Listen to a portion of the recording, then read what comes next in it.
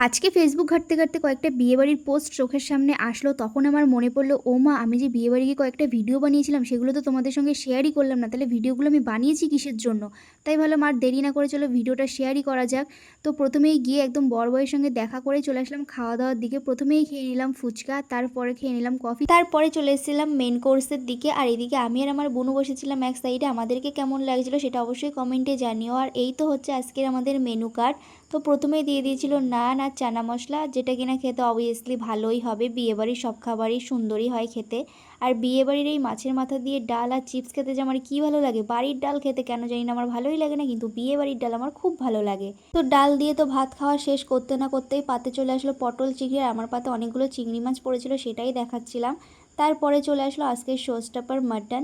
Mutton দিয়ে খাওয়া শেষ হতেই চলে আসলো চাটনি, পাঁপড় আর শেষ পাতে ছিল মিষ্টি, যেটা খেতে খেতে আজকে বিয়েবাড়ির খাওয়া শেষ করলাম। তো আজকের মতো ভিডিওটাই অবধি, টাটা।